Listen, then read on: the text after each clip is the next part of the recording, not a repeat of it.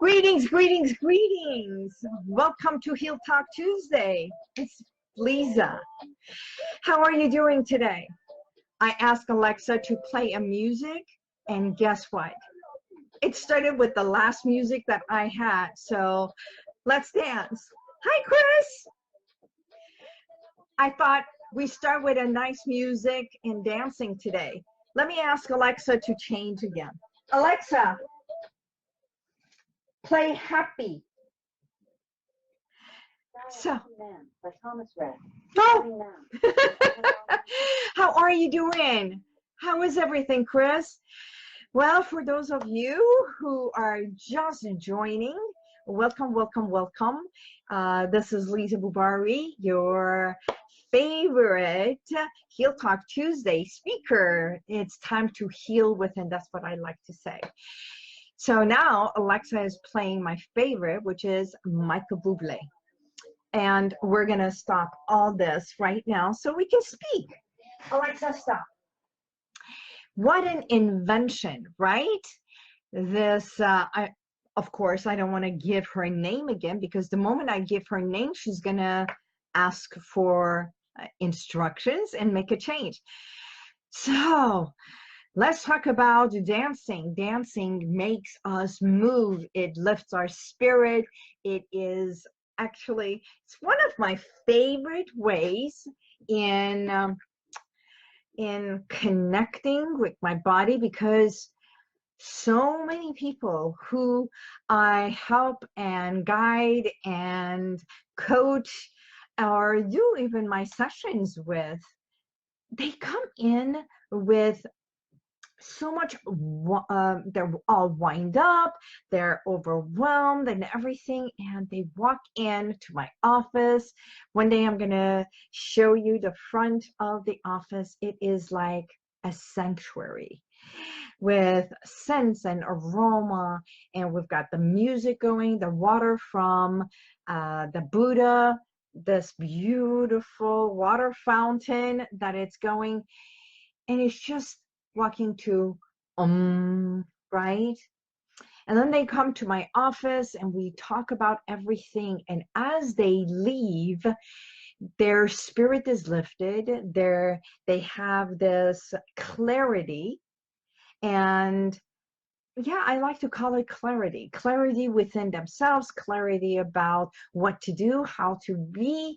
It's wonderful. So let me give you an example. Yesterday I had one of my clients here, just the gem.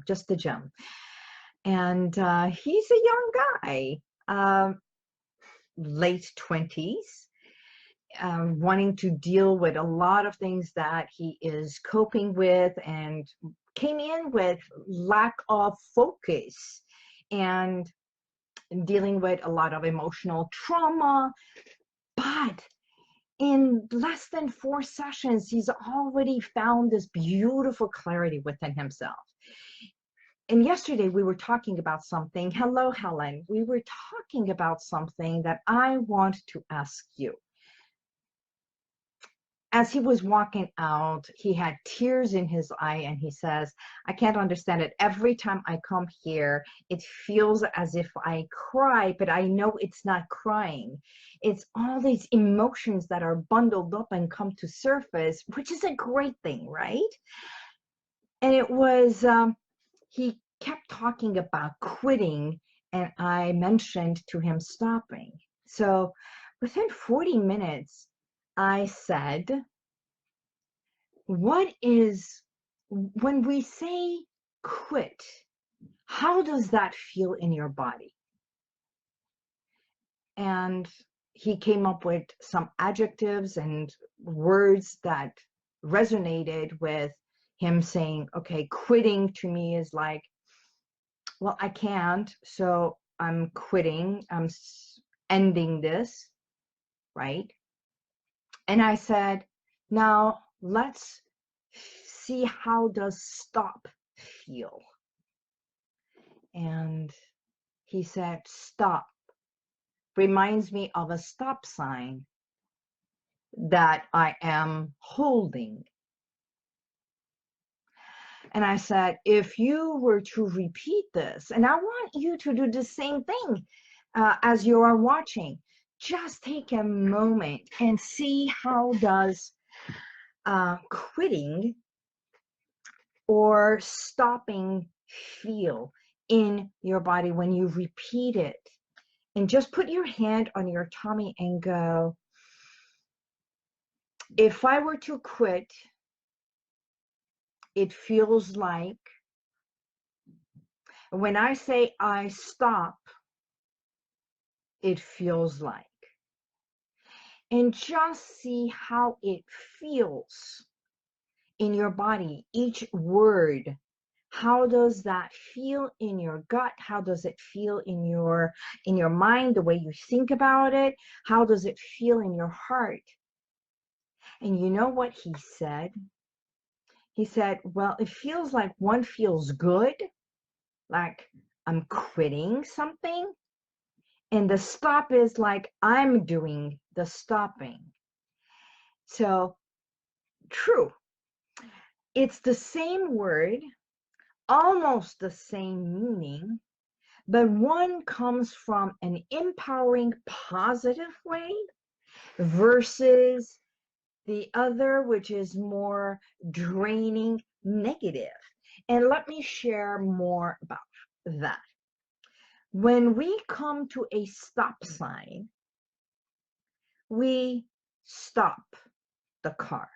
We stop walking. We stop so we can pause for something to cross or for us to move forward. When we come to a stop sign, we never quit the accelerator, hoping that the car, which is not us, the car that is outside of our control, will stop on its own. And we are trained as children to be not to be quitters. So when we think about quitting something and stopping is more positive and in control versus quitting, that it's the control is from somewhere else outside of us, and that it's a negative. That said, I had him close his eyes, put his hand on his tummy, and then I asked him, would you be willing to stop? And his issue. Next thing we know, tears flowing. And he said, I never realized all this time I've been wanting to quit, and I could not. Because I remember my father telling me, you're not a quitter. You can never quit doing this. And here all this time I've been wanting to quit. So that realization for him, and it's not for everyone, but in a way it is. It is because it's like it made a huge difference for him. And I can share many, many, many examples like this that I want you to also think about how it benefits you. Words have impact in our lives, in our psyche, in our mind. When we feel down, I swear to God, when I start dancing, it's like I walk in my office. You can ask my front desk person.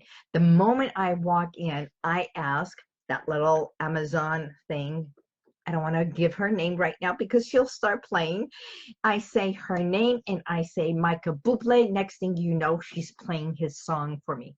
I start my day with Michael Bublé. I start my day with happy, and I start my day with music that it's upbeat for me.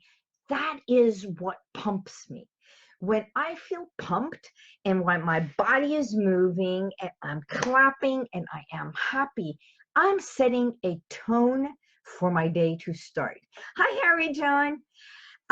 So when we re-energize ourselves, when we empower or excite and ignite things in our life, We're not waiting for someone else to do that for us. When you do it for you, you are re-energizing the battery from within yourself. Every nerve and every muscle, every organ, every tissue comes alive. It's like that ever-ready battery. It's like wind up and it goes ding, ding, ding, ding, ding, ding, ding, ding, ding, ding, right? So that is the person from inside, that little girl, little boy within you that is looking up to you, the mentor, the guide, the coach, the whatever cheerleader for you. So when we think about words that empower us versus negate certain things, I want you to know you have extensive vocabulary within yourself, a plethora of vocabulary, and I want you to use it. So the relationship, last time, which is last week, I spoke about relationships that we have with certain behaviors and habits that we have established. I want you to think about that. What is the relationship you have with certain words? Like he knew right off the bat, he remembered his father telling him not to be a quitter, right?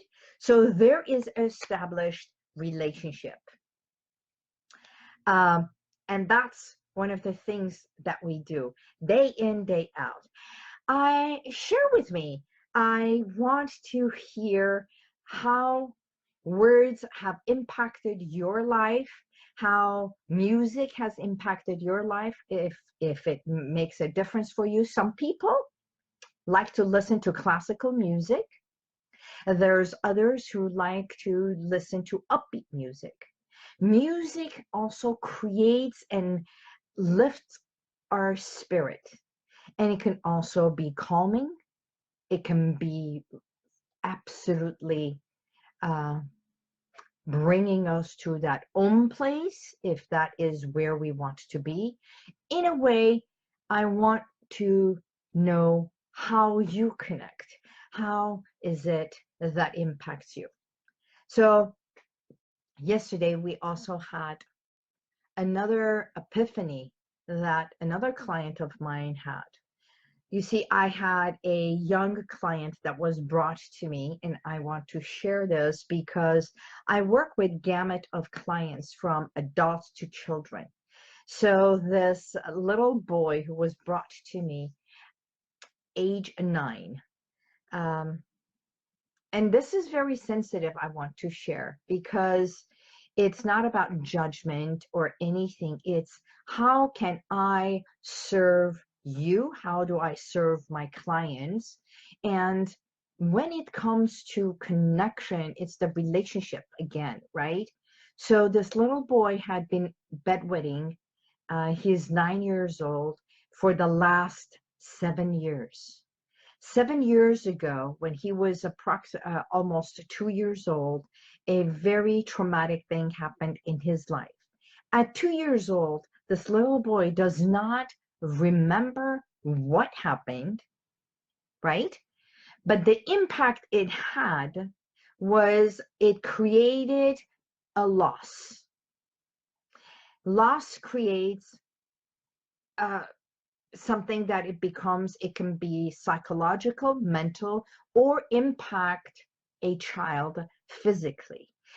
So this little boy, because of that loss that happened in their family, through his coping mechanism and being afraid, wetted his bed.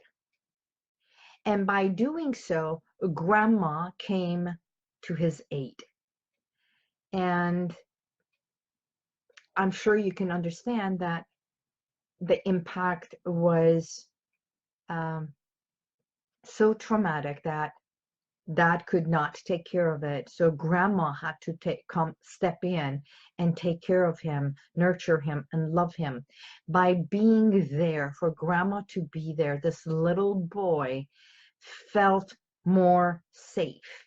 So this traumatic experience that had not truly been dealt with in a subconscious, deeper level came in, and what he did was say that at night, Mumu, which is this Japanese game, I didn't know about it. Apparently, kids know all about it. Hi, Seta-chan. This Mumu kept coming to him in his dream. So he would wake up, and because he felt scared, he would wet his bed. And so he'd been punished, he had been scolded, he had been loved.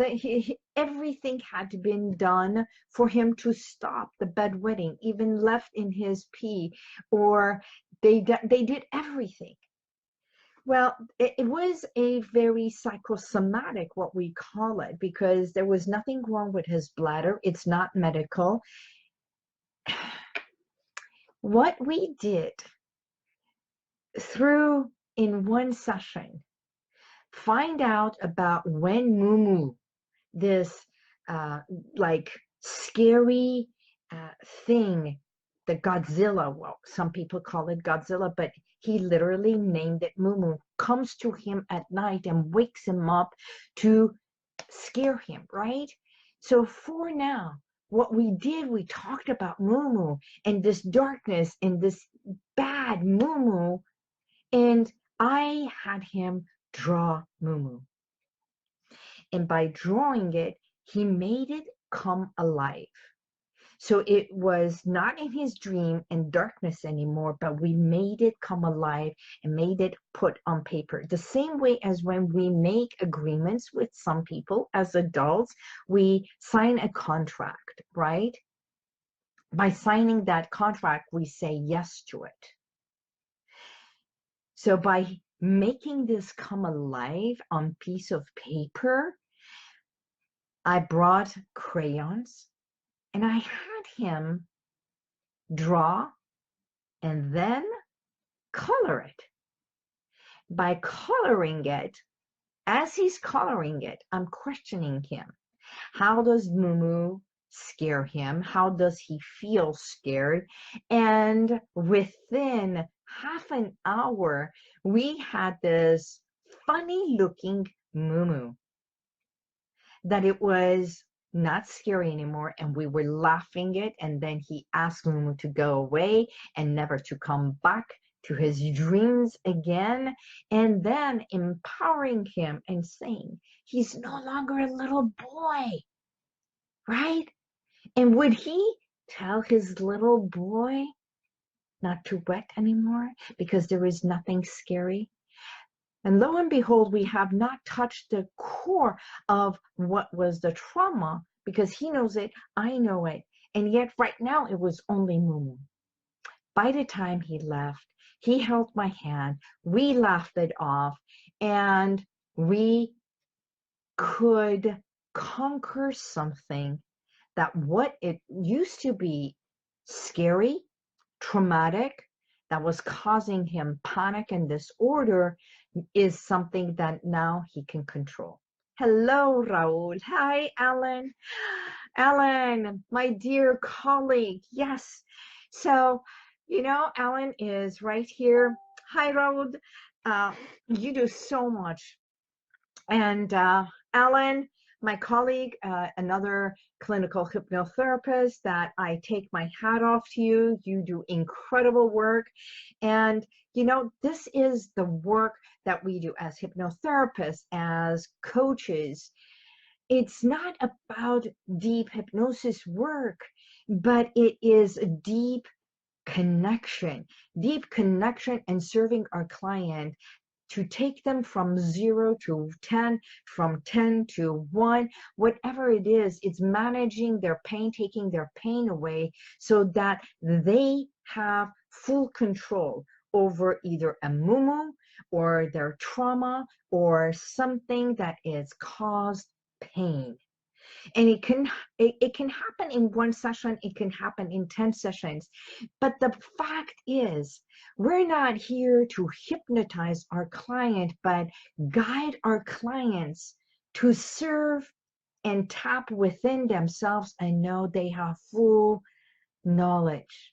It's what I do. It's my 3-step process, which is evoking what was.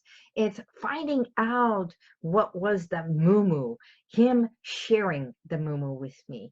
It is embracing the reality and bringing that moo to life and making sure that he understands nothing about his dream can hurt him. We all dream. Adults dream. Sometimes we as adults are so overwhelmed, we wake up. I'm sure you have felt it. Have you felt this? Do you sometimes wake up with so much trepidation and palpitation, thinking you are so overwhelmed, your bucket is so full, right? And that's how we help and serve our clients to know, in order for them to evolve, in order for them to make a change, in order for them to transform. It's not the transformation, but the experience of having full knowledge of how to do it.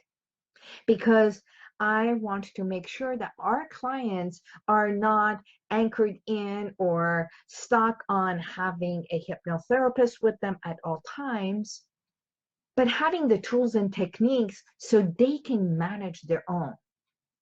Like my 9-year-old, this moo is now a comical thing. We laughed it off. Actually, he even did this to the paper and said, "Go away, you don't scare me anymore." You know, that's my job is done as far as helping this little boy know moo is not scary. And also asking the parents not to be more mindful of the games kids play. You see, children are like sponges. They take in, even though they're playing this kill, this harming, and this fight and everything, what they are learning, it's not hands-on, so their energy is not going out. Their energy is going into this machine. And that's not releasing their whatever it's hurting them, harming them, or releasing their tension. They need to go kick ball. They need to play. They need to run just the same way as adults. We go exercising, dancing. That's why I dance every single day. Hi, Ida John. So coping mechanisms, it's teaching our children how to do it as much as us. We need coping mechanisms. Self-hypnosis is just one coping mechanism. To understand word association, quitting versus stopping is a tool and a technique. When I want to do something, I must stop. So let me share one more thing. My front desk person, Adrian, constantly says, "Liza, you're so nice. You're too nice. Too nice." Sometimes I feel gullible. Maybe I am gullible. I trust before I distrust. I trust when someone says, "I want to help you. This is what you need to do." I trust them and I believe that they have full good intention. But full good intention is also connected with, I have to meditate and see what is good for me. And even if this person is good for me, they are coming with full intention of doing good, but is their good and my good aligned? So in life, there are so many people who come into your life and say, "Do this, and this is good for you." Is it good for you? Or is it good for them? Or is it beneficial for both of you? And being a yes person, I'm learning to also create boundaries that I'm not saying yes to everything and everyone, even though it is with good intention. So in a way, serving others must also start by serving ourselves. Who and what are we saying yes to? Everybody can say something that is to your benefit or for your good. But when you say yes to everything, are you saying yes to that outside world before you say yes to you? So think about what you do for you. How do you safeguard you?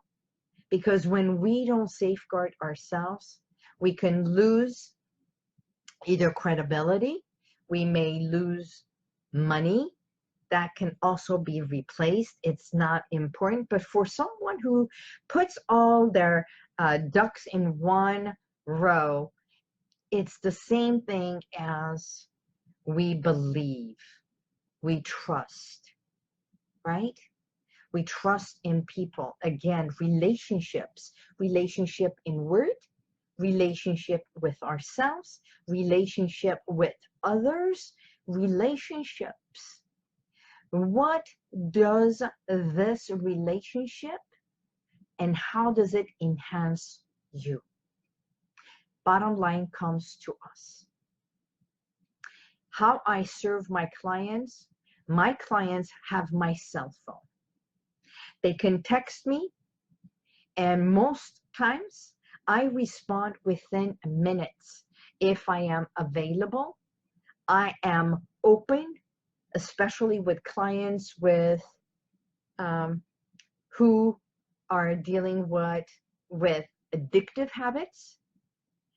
When we eat and when we get to a point of when they get angry and they want to reach out for food, I've asked them, before you eat that extra food that it's not a necessity, or the drink, or before you put that cigarette in your mouth, text me, call me. I'll walk you through it. I become a lifeline. I serve my clients that way. So until they stand up for themselves, every one of us has the capacity, the ability to stand up for ourselves. Sometimes we need a bridge. The bridge so we can cross from, I like to call it rocky, wobbly places to a place that is gravel and we can walk until they are at a place that is sandy, softer, and they are on their own.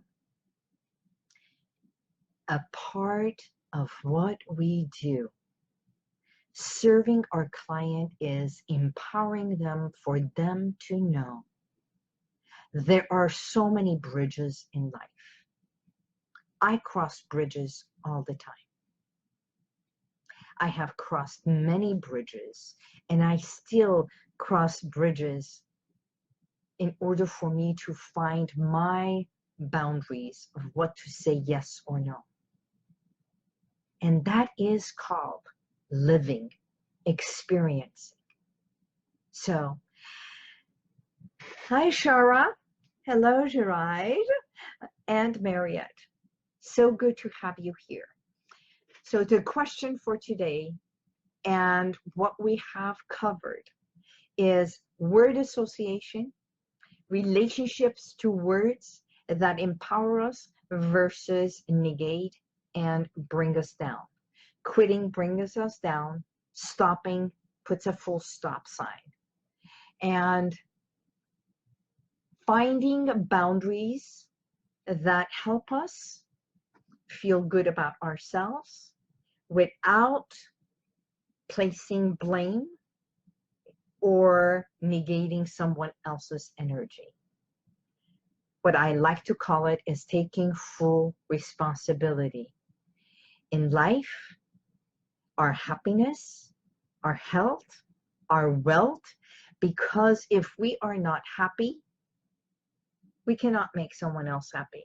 If I am not feeling up to par, my energy is down. By having energy down, no matter what client walks in here, I'm not serving them to my utmost full potential. And the same goes with if my bucket is not full and I feel the plethora of money flowing in, I will not be able to serve not only my nonprofit for the motherless children, but the other nonprofit organizations that I am serving on their board. It's a beautiful, I like to call it, a churning of energy. So let's create this beautiful energy to give and to receive. Yeah? And to dance it off, to bring joy for my clients, for your customers, and to you.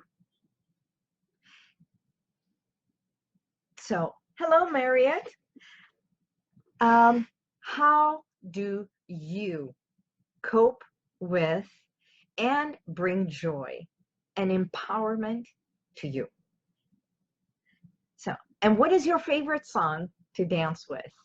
Because at this very moment, I'm going to ask my beautiful, I'm going to call it Alexa until I ask it, to play my favorite song and let us begin to dance. I'm going to stand up.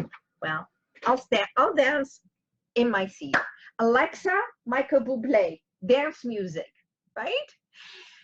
Oh, I love the inventor of this thing. Okay.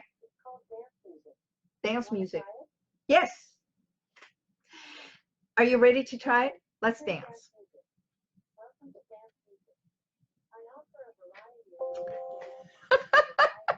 It's telling me all these varieties that there is. Life is full of variety. Let's do this. Let's play.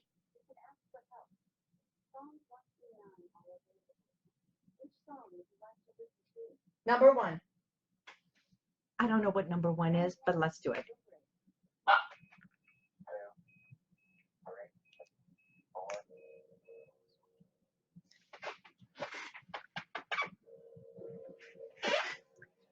Let's dance.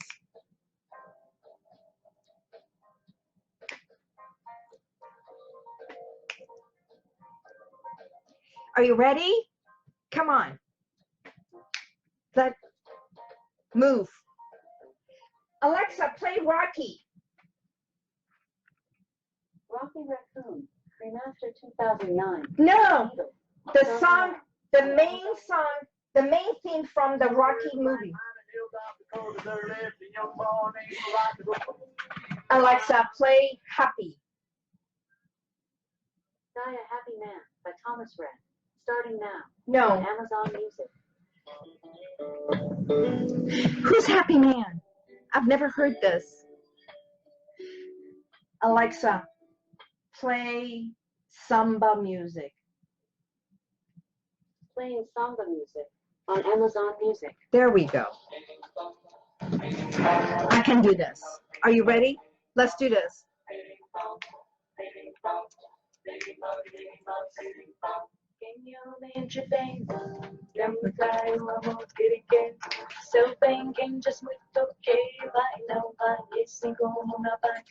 I know so many of people that I dance with, they are all about salsa, reggae.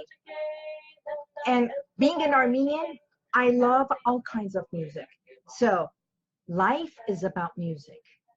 And every step that we take, remember, we're moving forward in life. Every 2 steps, step forward and back, right? So everything that we do in life is step forward.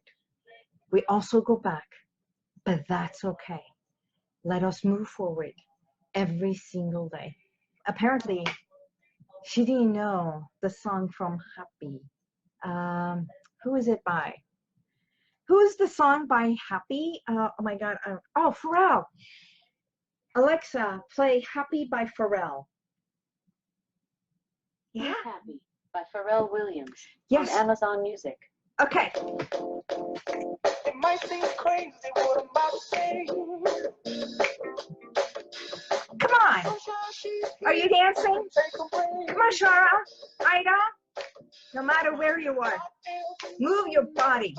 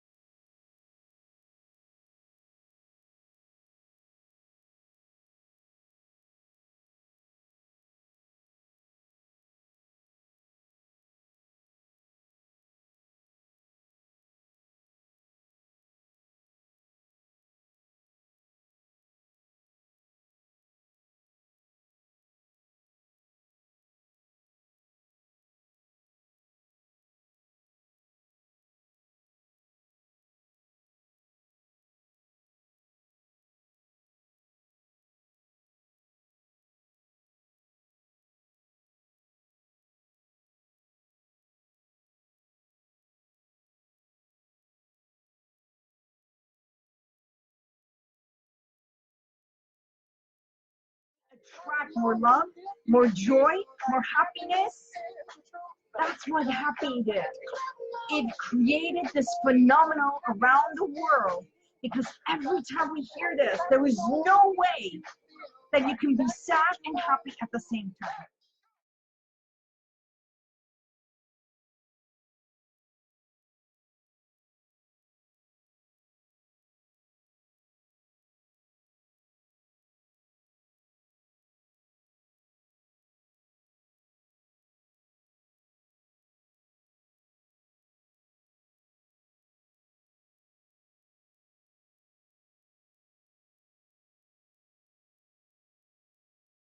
Alexa, stop. So that was a good workout. That was a good breaking monotony. And that was good. You know what? Today's message may not be perfect at the ending. You are the perfection. The imperfection of today's message, the wobbly, going from trying to get the right music until we got the right music, until I moved, until you moved, until we moved, is the perfection. So I wish you an incredible, incredible week. Yesterday, we had fires around, not yesterday, sorry, Sunday, we had fires near our house.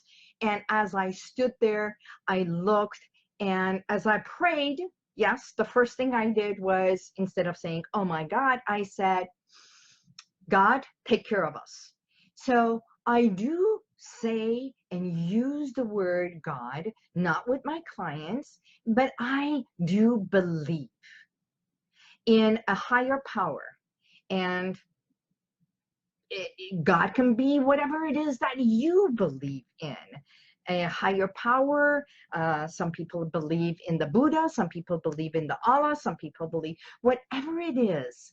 We all have an inner power and a higher power. So we're always safeguarded.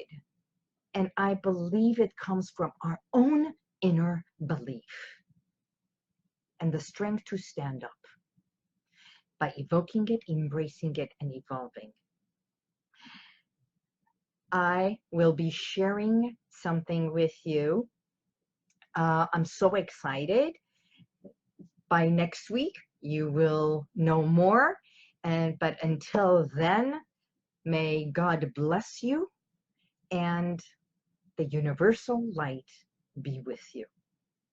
Look forward to seeing you next week. Have an incredible weekend, long weekend in America. Apparently it's next week is Labor Day. So I'll see you Tuesday after the Labor Day weekend. Yes, I pray you have a blessed week as well. Thank you, Mark. God bless. Bye-bye.